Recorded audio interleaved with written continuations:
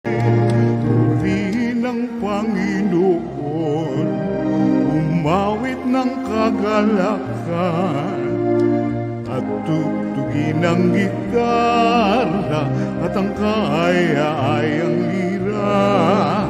Ipan ninyo ang trumpeta, ipan ng trumpeta.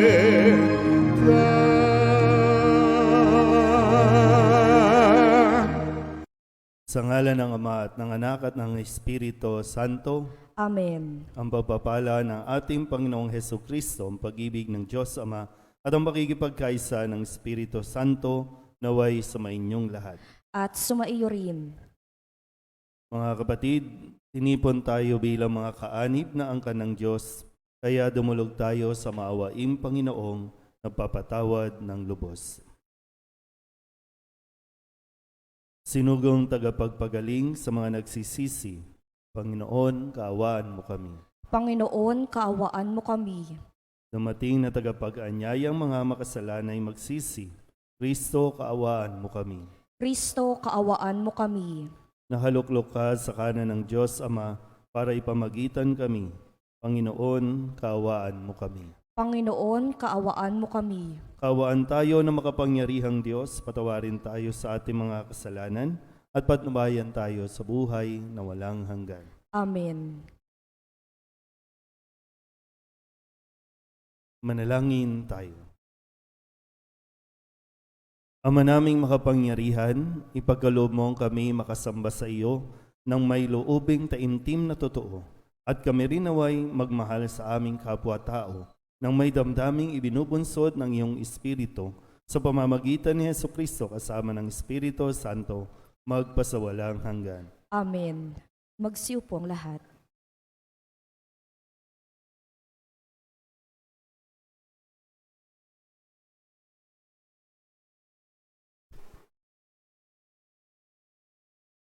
Pagbasa mula sa sulat sa mga Hebreo.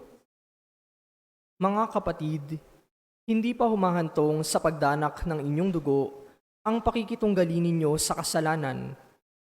Nalimutan na ba ninyo ang pangaral ng Diyos sa inyo bilang mga anak niya, mga salitang nagpapalakas ng loob ninyo?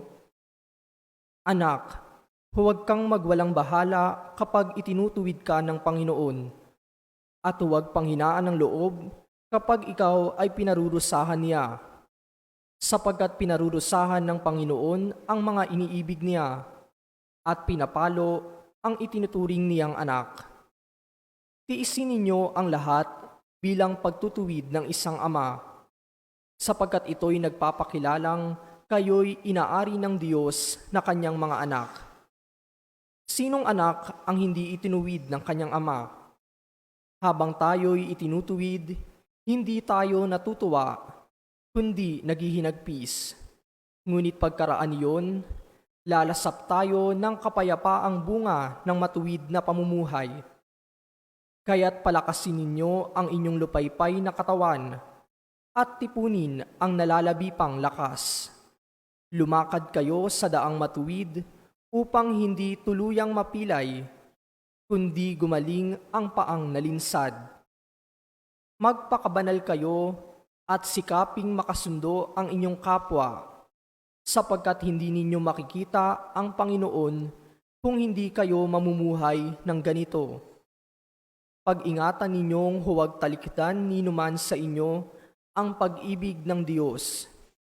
Ingatan ninyong huwag sumama ang sinuman sa inyo at makagulo at makahawa pa sa iba.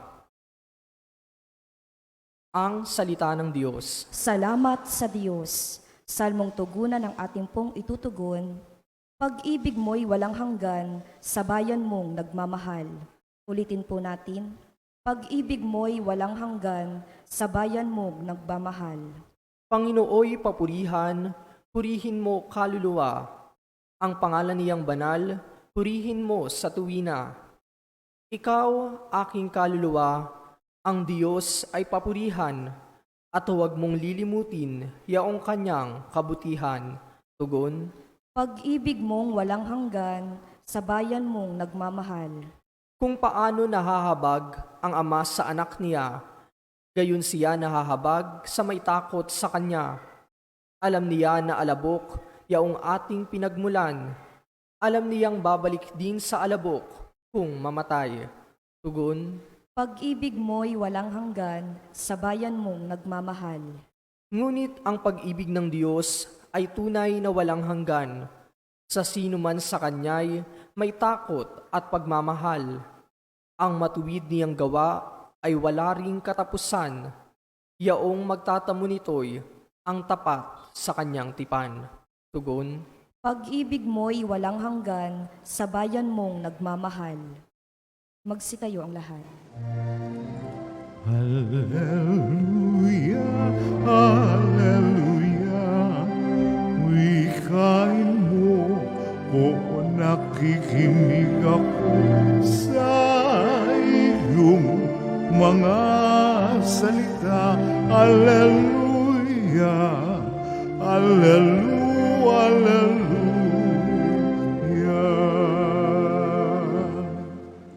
Sumainyo ang Panginoon. At sumaiyo rin, Ang mabuting balita ng Panginoon ayon kay San Marcos. papuri sa iyo, Panginoon.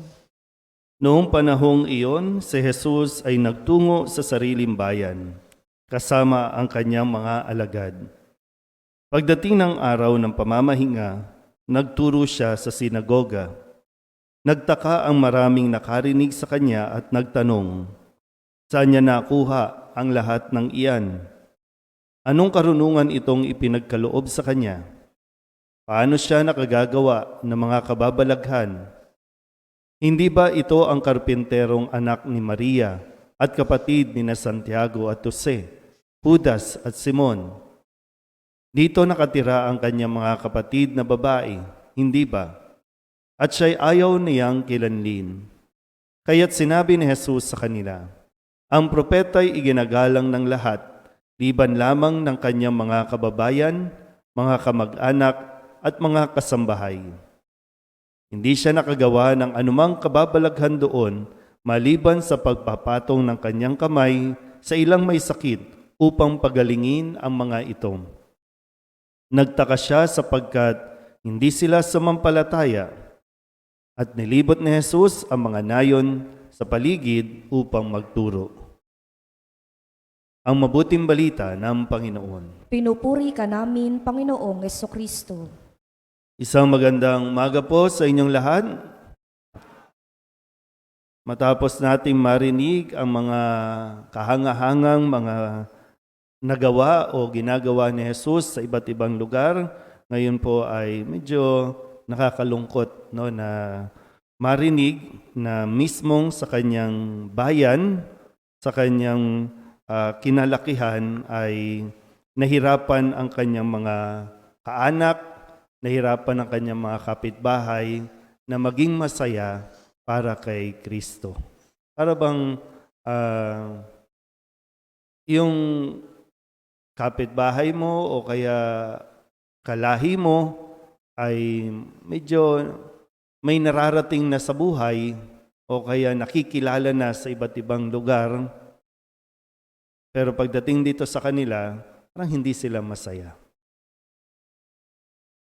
Naranasan nyo ba yung sa mismong kamag-anak, mismong kamag-anak ay hindi nagiging masaya. Parang hindi mo maintindihan kung bakit, Kasi nagsikap ka naman, talagang ginawa mo naman yung tama, yung mabuti para makapagbigay ka ng karangalan hindi lang sa lahi mo kundi maging sa lugar ninyo, Pero sadyang may mga kamag-anak, kadugo na hindi nagiging masaya sa kung anuman ang iyong narating. Ito yung isang ugali sana na maitama natin at makontrol natin.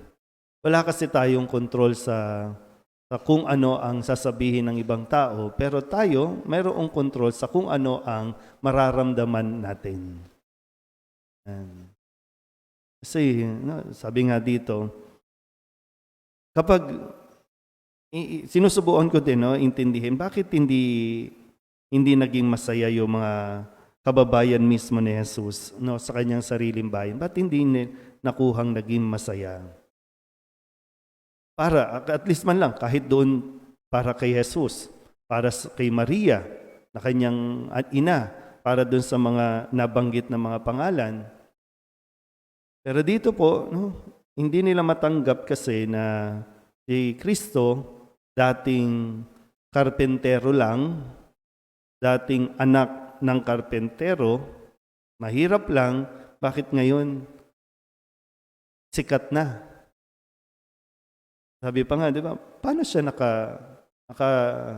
nakagagawa niyan? Paano niya nagawa yan? Halimbawa po, kayo po, no? Pag ganito yung nagiging reaction mo sa taong nagtatagumpay, kailan mo masuri, bakit hindi ako naging masaya para sa kanya? O pwede kasi makita na insecure ka, o kaya naman, nainggit ka. Nainggit ka kasi, no, buti pa siya. Okay, na-insecure ka kasi ikaw may sinasabi sa buhay. Kayang-kaya mo naman, pero hindi ka naging kasing tagumpay, naging kasing galing. Pag may ganyan ng damdamin, hindi ka nga talaga, hindi mo ma-appreciate yung achievements ng mismong kapatid mo. I-ano na natin, i-direct na natin sa kapatid mo, pinsan mo, kamag-anak mo. Kasi madaling intindihin yung kapitbahay mo, madaling maintindihan yan kung nai-insecure sa nakakapagpatayo ka na ng bahay, no? Nakakabili ka ng mga gamit. Madali yan maintindihan. Pero ang mahirap tanggapin kung mismong kadugo mo, mismong kapamilya mo, ay hindi nagiging masaya para sa iyo. Pero ganun pa man, kahit ganun ang naging attitude, no, ng mga kaanak ni Jesus sa kanya, okay lang, tuloy lang. Kung hindi naman niya kawalan, malaking kawalan para sa kanila. Wag mo rin ubusin ang iyong oras o panahon para maibigin ka o magustuhan ka ng iyong mga kaanak. Sadyang hindi. Siguro, unawain mo na lang, intindihin mo na lang kung ano yung pinanggagalingan naman nila. Mahirap din kasi na ipipilit mo na maging masaya sila sa achievements mo. Hayaan mo na. Hindi mo naman siguro ginawa yun para manginggit. Hindi mo naman siguro intensyon para magyabang. Kasi pag inarap mo yun, pag pinatulan mo yun, mawawala tuloy yung purpose. Mawawala yung meaning kung bakit ka nagsikap. Tuloy mo lang ang pagsisikap mo. Isang araw naman, baka ikaw din ang lalapitan ng mga yan para sa tulong. No? So, sa ngayon, sana ito yung mas tingnan natin. Hindi man siya tinanggap, may mga taong tatanggap naman.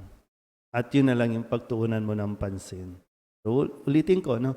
Sana, kung sakaling meron tayong nararating sa buhay, manatili tayong mapagpakumbaba. Manatili tayong nakatapang sa lupa habang ipinagpapatuloy natin ang mga misyon na iniatang sa atin ng Diyos. Amen?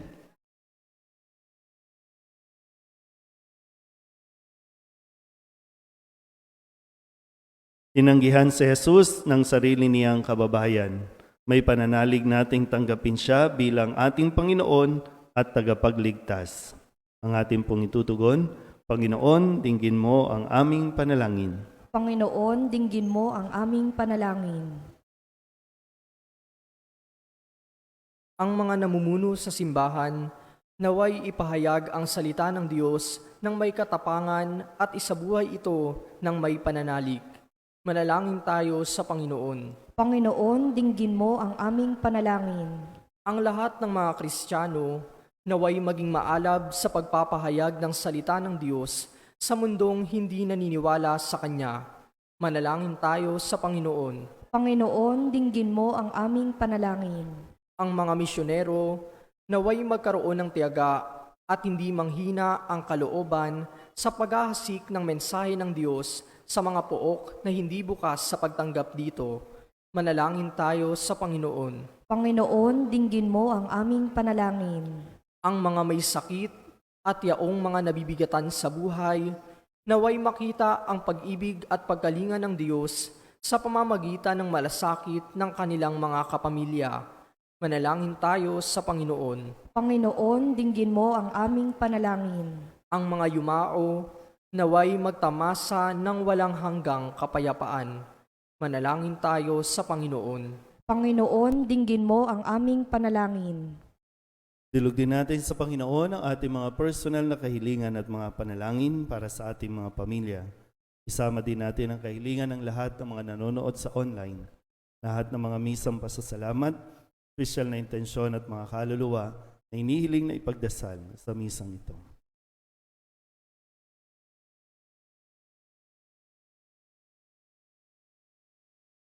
Ang lahat ng ito inihiling namin sa ngalan ni Kristo, ang aming Panginoon. Amen.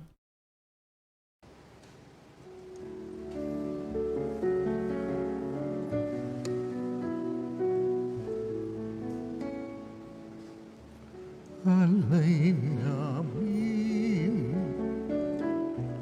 aming buhay, bawat gala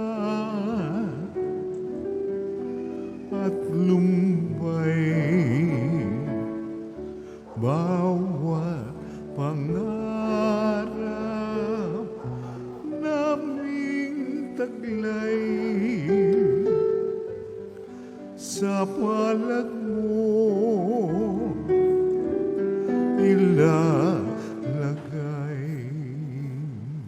Manalangin kayo mga kapatid upang paghahain natin ay kalugdan ng Diyos amang makapangyarihan. Tanggapin nawa ng Panginoon itong paghahain sa iyong mga kamay, sa kapurihan niya at karangalan sa ating kapakinabangan at sa buong sambayanan niyang banal.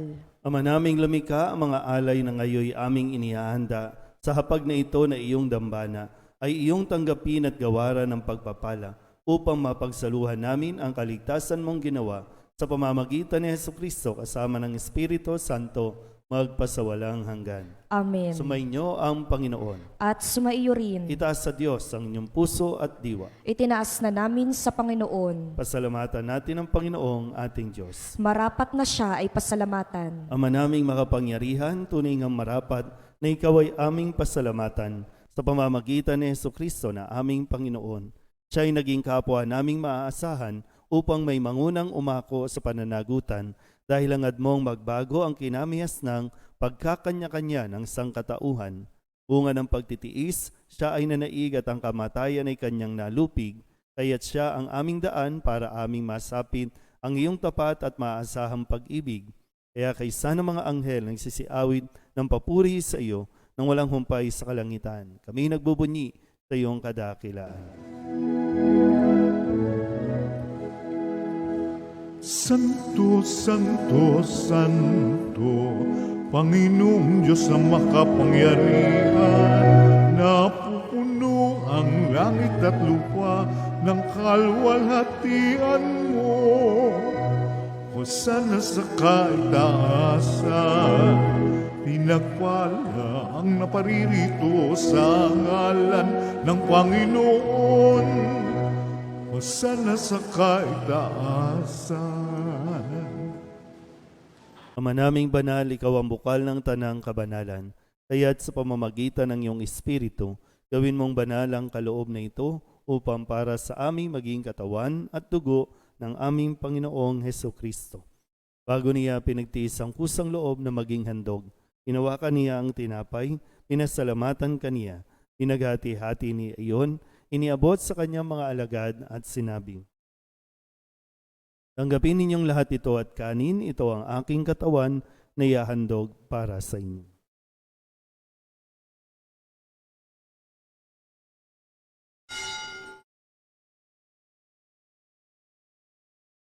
Kaya hindi naman nang matapos ang hapunan, hinawakan niya ang kalis, muli kaniyang pinasalamatan.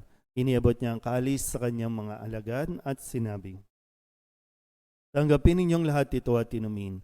Ito ang kalis ng aking dugo, ng bago at walang hanggang tipan, ang aking dugo na ibubuhos para sa inyo at para sa lahat sa ikapagpapatawad ng mga kasalanan. Gawin ninyo ito sa pag-alaala sa akin.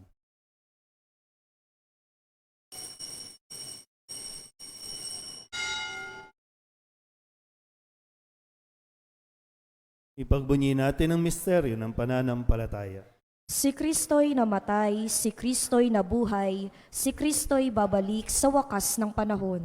Ama, ginagawa namin ngayon ang pag-alaala sa pagkamatay at muling pagkabuhay ng iyong anak. Kaya tiniaalay namin sa iyo ang tinapay na nagbibigay buhay at ang kalis na nagkakaloob ng kaligtasan. Kami napapasalamat dahil kami iyong minarapat na tumayo sa harap mo para maglingkod sa iyo. Isinasamo namin kami magsasalo-salo sa katawan at dugo ni Kristo ay mabuklod sa pagkakaisa sa pamamagitan ng Espiritu Santo. Ama, linghapin mo Ama ang iyong namin, simbahang laganap sa buong Sumasalangit daigdig. ka, Puspusin mo sambahin kami ang sa ngalan mo, pag-ibig, mapasa kay San amin ang Francisco na kaharian, aming Papa, sundin at ni ang Jose loob na mo aming dito sa obispo lupa at ng tanang para nang kaparian. sa langit. Bigyan mo kami Alalahanin ngayon mo ng rin ang aming mga kapatid kakanin namin sa na hinay na araw-araw may pag-asang at patawarin sila'y mo muling kami sa mabubuhay. aming mga Kaya sala hindi ng lahat ng para mga ng pumanaw. pagpapatawad namin Awaan sa mo sila at nagkakasala patuloyin sa sa iyong amin. kaliwanagan. At huwag mo Awaan kaming mo at ipahintulot sa pagindapating kaming tukso lahat at na iadya mo makasalo kami iyong buhay sa lahat na walang ng masama. wakas. Isa na mahal na Birhen Maria na ina ng Diyos, ng kabiyak ng puso niyang sa San Jose, kaysa ng mga apostol at ng lahat ng mga banal na namuhay dito sa daigdig na kalugod-lugod sa iyo, may pagdiwang nawa namin ang papupuri sa ikararangal mo sa pamamagitan ng iyong anak na aming Panginoong Hesukristo. Sa pamamagitan ni Kristo, kasama niya at sa Kanya, ang lahat ng parangal at papuri ay sa iyo, Diyos samang makapangyarihan, kasama ng Espiritu Santo, magpasawalang hanggan. Amen. Amen.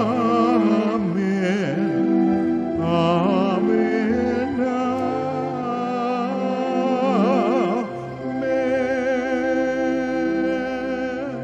Sa tagubilin ng mga nakagagaling na utos at turo ni Jesus na Panginoon natin at Diyos, ipahayag natin ang lakas loob.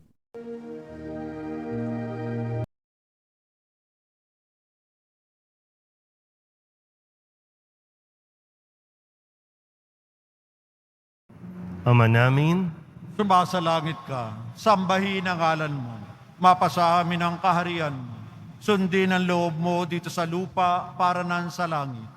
Bigyan mo kami ngayon ng aming kakanin sa araw-araw at patawarin mo kami sa aming mga sala para ng pagpapatawad namin sa nagkakasala sa amin. At huwag mo kaming ipahintulot sa tukso at iadya mo kami sa lahat ng masama.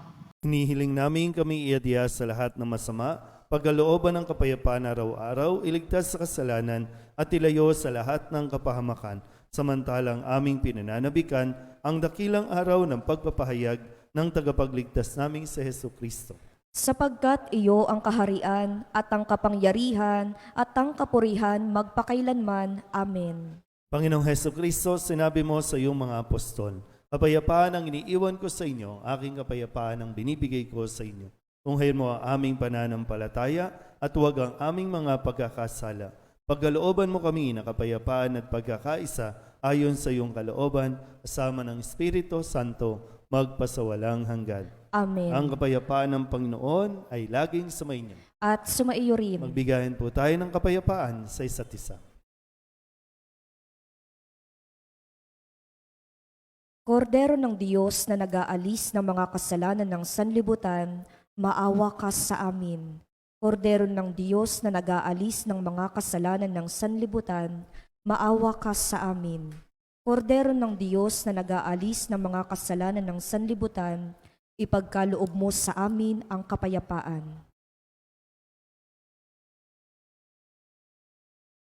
Ito ang kordero ng Diyos. Ito ang nag-aalis ng kasalanan ng sanlibutan. Mapalad ang mga inaanyayahan sa kanyang piging. Panginoon, hindi ako karapat-dapat na magpatuloy sa iyo, ngunit sa isang salita mo lamang ay gagaling na ako. Katawan ni Kristo, Amen.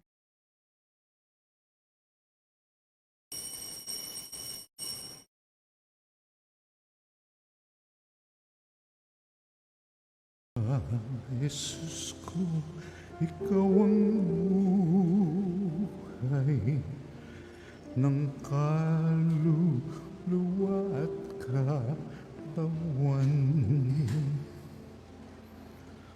Walang katulad na kaligayahan ang sa puso'y nararamdaman. Wala akong takot pagkat ikaw ay nariyan. Alam ko rin ako ay di mo pababayaan. Mayroon pa ba kaya kung dapat pangambahan maliban sa aking mga pagkukulang? Langin tayo. Ama naming mapagmahal, kaming nagsipakinabang sa piging ng aming kinamtang kaligtasan ay umihiling na iyong bigyang kaunlaran sa pananampalatayang wagas kailanman, sa tulong ng panubos na ngayon iyong bigay sa pamamagitan ni Hesukristo kasama ng Espiritu Santo magpasawalang hanggan. Amen. Bukas po ng hapon ay magkakaroon tayo ng prosesyon para sa karangalan ng Mahal na Birhen ng Candelaria. At magkakaroon din po ng pagbabasbas ng mga kandila sa umaga at sa hapon na misa.